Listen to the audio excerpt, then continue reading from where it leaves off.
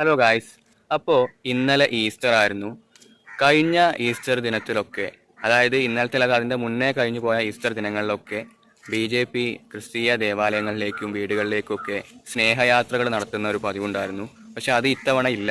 കാരണം ഇത്തവണ അധ്യക്ഷൻ മാറിയതുകൊണ്ടുള്ള കാര്യങ്ങളൊക്കെയാണ് അവരതിന് വിശദീകരണം നൽകുന്നത്. അതെന്തോ ആവട്ടെ, അത് നമ്മുടെ വിഷയമേ അല്ല.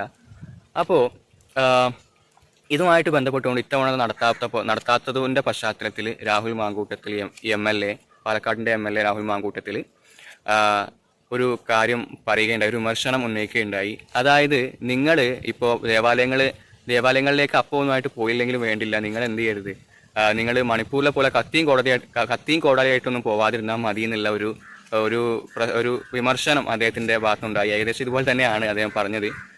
അപ്പോൾ അതിനെതിരെ ഇപ്പോൾ BJP കേസ് കൊടുത്തിട്ടുണ്ട്.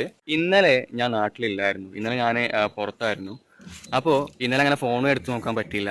ഇന്ന് ഞാൻ ആ ന്യൂസ് കണ്ടു. അതായത് ഇന്നലെ ഗുജറാത്ത് അഹമ്മദാബാദിൽ ഈസ്റ്റർ ദിനത്തിൽ ഒരു പള്ളിയിൽ അവരവരുടെ പ്രാർത്ഥനകൾ നടത്തിക്കൊണ്ടിരിക്കുന്ന സമയത്ത്, ഈസ്റ്റർ സംബന്ധമായ പ്രാർത്ഥനകൾ നടത്തിക്കൊണ്ടിരുന്ന സമയത്ത് ഒരു കൂട്ടം ബജ്രംഗ് ദൾ പ്രവർത്തകർ മതപരിവർത്തനം ആരോപിച്ച് അങ്ങോട്ടേക്ക് കടന്നു ചെല്ലുകയും അവരുടെ പ്രാർത്ഥന മുടക്കുകയും ചെയ്തു എന്നുള്ളതായിരുന്നു ആ ന്യൂസിലുണ്ടായിരുന്നത്.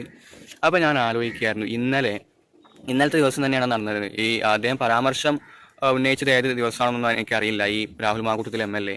അപ്പോൾ അദ്ദേഹം പറഞ്ഞ കാര്യം എത്ര കൃത്യമാണെന്നുള്ളത് ഈ ഒരു സംഭവം കൊണ്ട് തന്നെ നമുക്ക് മനസ്സിലാവും. കാരണം ഈ BJP ഇത് അറിഞ്ഞിട്ടാണോ അറിയാതെയാണോ കേസ് കൊടുത്തതെന്നൊന്നും നമുക്കറിയില്ല. ഏതായാലും ഈ ഒരു കാര്യം രാഹുൽ മാങ്കൂട്ടത്തിൽ പറഞ്ഞത് എത്ര കൃത്യമാണെന്ന് നിങ്ങൾ ആലോചിച്ച് നോക്കുക. അദ്ദേഹം മണിപ്പൂരിന്റെ കാര്യമായിരിക്കും പറഞ്ഞത്, എങ്കിലും പറഞ്ഞ കാര്യം അതേപടി സംഭവിച്ചു എന്നുള്ളതാണ്. ഏതായാലും ഗുജറാത്ത് പോലീസ് ഈ ഒരു കാര്യത്തിൽ കേസൊക്കെ എടുത്തിട്ടുണ്ട്. അപ്പോൾ എനിക്ക് പറയാനുള്ളത്, നിങ്ങൾ കേരളത്തിൽ ക്രിസ്ത്യൻസിന്റെ ഇടയിൽ എങ്ങനെയെങ്കിലും ഒരു സ്വാധീനം ഉണ്ടാക്കിയെടുക്കാൻ വേണ്ടിയിട്ട് ഒരുപാടായി ശ്രമിക്കുന്നു. അതിന്റെ ഭാഗമായിട്ടായിരിക്കുമല്ലോ ഈ സ്നേഹയാത്രയൊക്കെ, ആ കാര്യങ്ങളൊക്കെ. അതിപ്പോഴും നിങ്ങൾ ശ്രമിച്ചുകൊണ്ടിരിക്കുന്നുണ്ട്. അതിന് ഞാൻ എങ്ങനെയാണെന്നുള്ളത് ഞാനിനി പറഞ്ഞു തരേണ്ട കാര്യമില്ല. നിങ്ങൾക്ക് എല്ലാവർക്കും, എൻ്റെ വീഡിയോ കാണുന്ന എല്ലാവർക്കും അറിയായിരിക്കും. ഞാൻ ഇതിൻ്റെ മുന്നേ ഒക്കെ ഒരുപാട് പറഞ്ഞതാണ്. എങ്ങനെയും ക്രിസ്ത്യൻസിൻ്റെ ഇടയിൽ ഒരു സ്വാധീനം ഉണ്ടാക്കിയെടുക്കാൻ BJPക്കാർ ശ്രമിക്കുന്നുണ്ട്.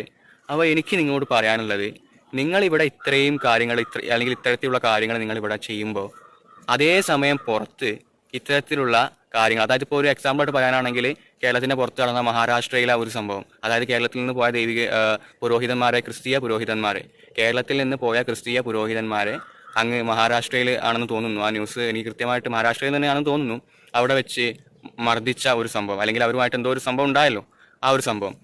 അതുപോലെ തന്നെ ഇപ്പോൾ ഈ ഗുജറാത്തിലെ ഈ ഒരു സംഭവം.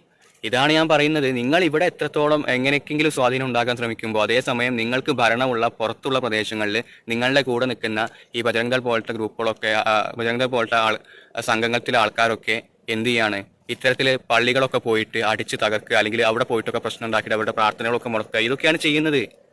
അതാണ് ഞാൻ പറയുന്നത്, നിങ്ങളിവിടെ എന്ത് ചെയ്തു എന്നല്ല, നിങ്ങളിവിടെ എന്ത് ചെയ്താലും പുറത്ത് അതിനെല്ലാം വിപരീതമായിട്ടാണ് സംഭവിക്കുന്നത്.